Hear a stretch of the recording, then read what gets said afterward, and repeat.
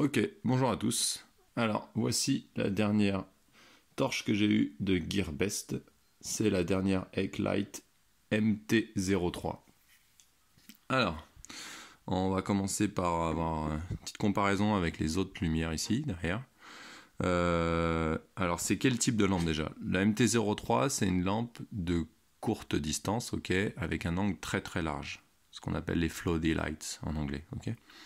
C'est super pour les utilisations au quotidien. Ça permet d'éclairer largement une pièce ou un endroit, et c'est ce que vous utiliserez au maximum.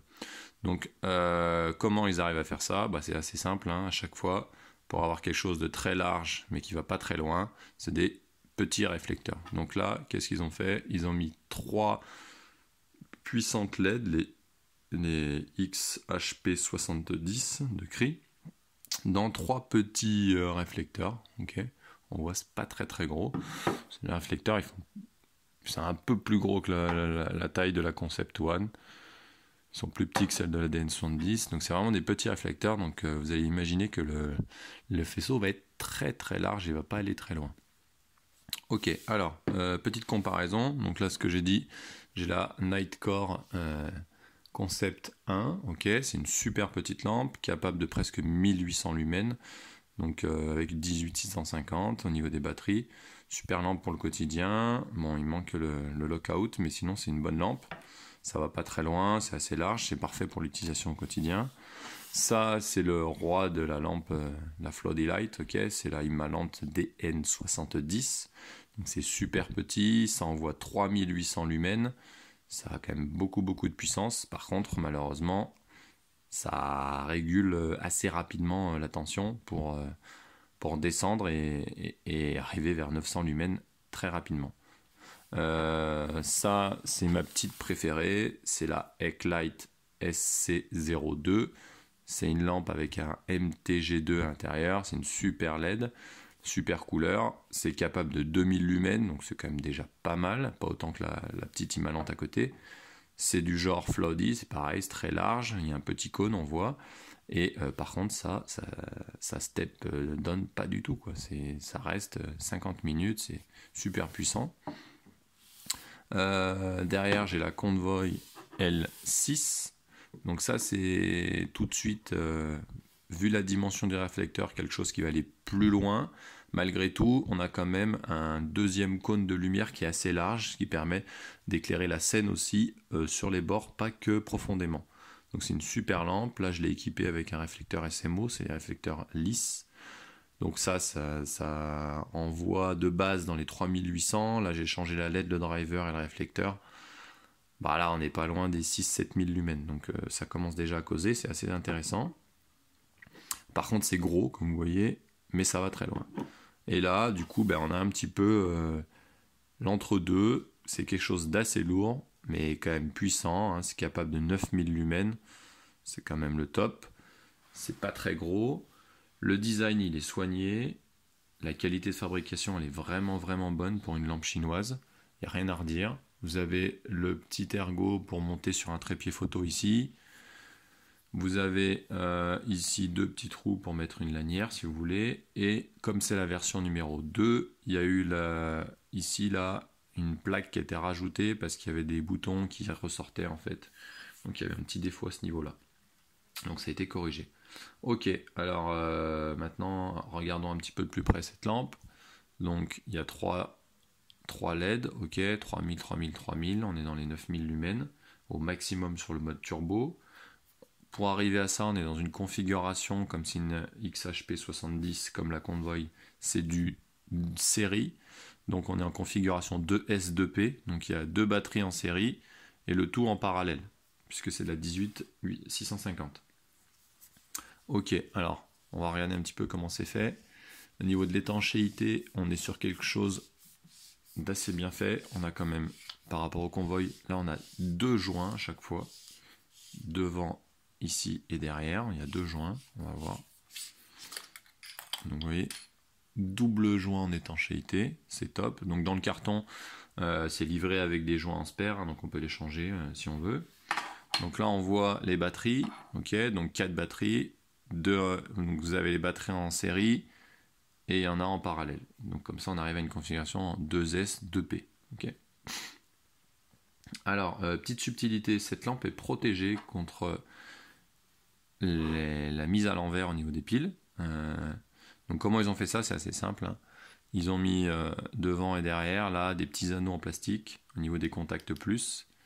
Et du coup, quand on a des batteries flap-top, eh ben, on ne peut pas avoir de contact. Donc si on les met à l'envers, ça ne marche pas. Du coup, ça dit que quand on les met à l'endroit, il faut forcément utiliser des batteries avec des boutons sur le dessus. Donc moi, j'en ai pas. J'utilise des Samsung 30Q qui sont assez puissantes. Et je leur mets des petits magnets parce que pour tester, j'avais pas encore acheté les batteries avec les boutons qui dépassent. Donc comment il est fait le capot arrière là? Donc le capot arrière, il est laissé, vous voyez, libre avec une vis centrale ici pour pouvoir visser, ok, quand on va descendre. Parce que comme je vous ai dit, là du coup, toutes les piles ne sont pas en contact. On va forcément mettre 2 piles en série et le tout en parallèle, ok. Donc pour arriver à ça et pour éviter de se tromper, qu'est-ce qu'ils ont fait? Ils ont mis simplement 2 pins, une pin ici de gros diamètre et une pin de petit diamètre ici, avec les trous en adéquation en face. Et du coup, quand vous allez visser, vous allez forcément mettre la grosse pin dans le gros trou. Rien de plus simple. Les ressorts ont l'air d'être encore une fois argentés, tout comme l'autre Eklight que j'ai là. Et je pense qu'ils ont un coating argent dessus pour avoir une meilleure conductivité. Bon, je pense que ça nécessiterait quand même un petit coup de fer à souder, histoire de bypasser ça avec un petit fil pour avoir un maximum de courant qui passe. On voit aussi, vous le voyez peut-être pas bien dessus, mais on voit bien la piste en cuivre en dessous, là au niveau du noir, là, qui met en contact celui-là avec celui-là, donc le moins avec le plus, celui-là avec celui-là. Donc vous avez la configuration comme ça, série ici, série ici. Ok. Alors maintenant on va regarder un petit peu. Alors comment c'est fichu au niveau de l'utilisation, au niveau du bouton. Donc c'est assez simple. On revisse le tout. La lampe elle est équipée d'un mode mémoire. Ok. Donc elle va démarrer sur le dernier mode qu'on a utilisé. Alors j'étais en Moonlight, donc le plus bas. Ok. Qu'est-ce qu'on peut voir? Je sais pas si on le voit très bien, mais voilà, là on le voit. Le bouton il est rétro-éclairé, ok. Donc ça vous permet d'avoir accès au niveau de batterie en fait. Donc là on est en bleu non clignotant. Après je crois que c'est bleu clignotant, etc. jusqu'à rouge. Donc ça permet d'avoir un niveau de batterie visuel, c'est assez sympa. Donc là comme j'ai dit on était en Moonlight. C'est intéressant d'avoir un accès direct jusqu'au turbo. Donc là ils l'ont mis, double clic, tac, turbo. Vous avez 9000 lumens dans les yeux, ça commence à être intéressant. On reclique une fois dessus, on revient au mode précédent qui était le Moonlight, le plus faible. Bon, c'est quand même assez facile. Maintenant, comment on fait pour cycler dans les différents modes? Pas compliqué, on laisse appuyer le doigt sur le bouton et ça cycle dans les différents modes. On relâche quand on veut, bien sûr. Donc là, faible, moyen, haut, turbo. Voilà, faible, moyen, haut, turbo. Donc c'est assez simple, il n'y a rien de bien compliqué. Il n'y a pas le mode qui clignote, que je déteste, ce genre de choses. Franchement, il n'y a rien de plus simple. Au moins, on n'oublie pas, si vous n'utilisez pas la lampe pendant quelques mois, vous la redémarrez et vous n'avez pas besoin de relire le manuel. Ce qui est intéressant parce que parfois, avec certaines lampes, c'est pas si facile. La Nightcore, typiquement là-bas, une fois qu'elle change de mode, il faut reprendre le manuel. Donc là, on a quelque chose de simple qui ressemble exactement à la petite SC02. On laisse le doigt appuyé pour cycler dans les différents modes. En double clic pour avoir accès au turbo. Le top du top, rien de plus simple.